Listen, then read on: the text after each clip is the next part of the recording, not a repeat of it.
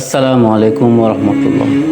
সুপ্রিয় বন্ধুগণ, আজকে আমি সাধারণ একটি বিষয় নিয়ে আলোচনা করব, যেটি আমাদের জীবনে অত্যন্ত গুরুত্বপূর্ণ।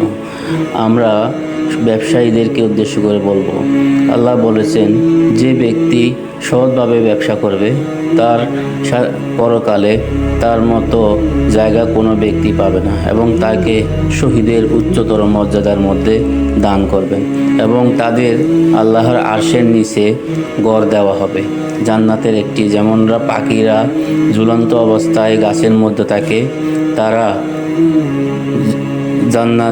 জান্নাতের মধ্যে আল্লাহর আরশের নিচে ওই পাখিদের মতো বাসা করে আল্লাহর আরশের নিচে থাকবে। সুবহানাল্লাহ।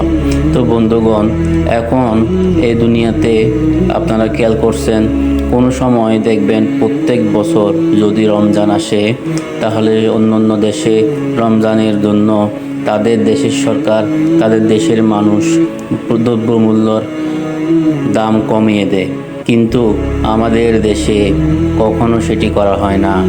এটি হচ্ছে আমাদের দেশের উপরে গজব হিসেবে নাজিল হয়। তখন কিছুদিন পরে যখন দেখতে পায় অভাব অনটন, এটির একটি কারণ হচ্ছে মানুষ যখন বিপদে পড়ে তখন তাকে দাম বৃদ্ধি করে দিয়ে আরও বেশি দাম অ্যাড করে নিয়ে নেওয়াকে জুলুম বলা হয়। অনেকে ঝগড়াঝাটি করে জুলুম করে, জায়গার জন্য জুলুম করে, এটি হচ্ছে প্রকাশ্য জুলুম। আর যে জুলুমটি ব্যবসায়ীরা করে সেটি হচ্ছে গোপনীয়তর জুলুম। যেমন তারা মিথ্যা বলে, আল্লাহ সৎ ব্যবসায়ীকে যেমন জান্নাতে দিবে, তেমন অসৎ ব্যবসায়ীকে জাহান্নামের সর্বনিকৃষ্ট স্থানে দাবিত করবেন।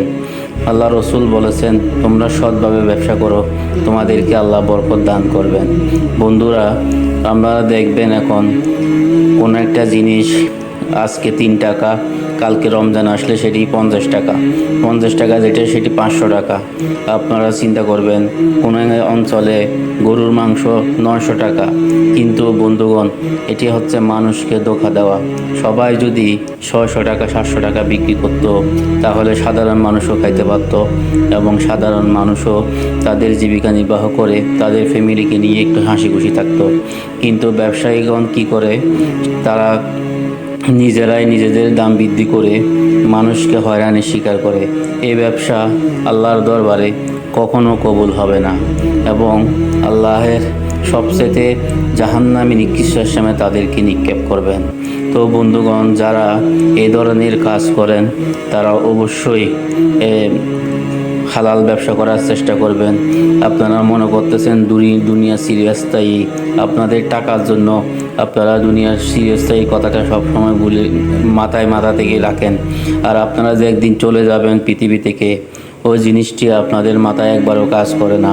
মনে করতেছেন কোটি কোটি টাকা ইনকাম করে আপনি অনেক বড় লোক, কোটিপতি হয়ে গেছেন, আপনার কোনো কিছু হবে না, যা হবে পরকালে হবে। কিন্তু বন্ধুগণ, পরকালে কি হবে সেটি যদি আপনারা একবার দেখতে পাইতেন, তাহলে আপনারা দুনিয়াতে কখনো মসজিদ থেকে বের হতেন না। তো বন্ধুগণ, আপনাদেরকে বলতে চাই, আপনারা সুদ থেকে এবং হারাম কাজ থেকে সরে গিয়ে এবং সৎ ব্যবসায় ফিরে এসে আপনারা আল্লাহর রাস্তায় ফিরে আসুন। আল্লাহ আপনাদেরকে হেদায়াত দান করুক, তৌফিক দান করুক। আমিন। আসসালামু আলাইকুম ওয়া রাহমাতুল্লাহি ওয়া বারাকাতুহু।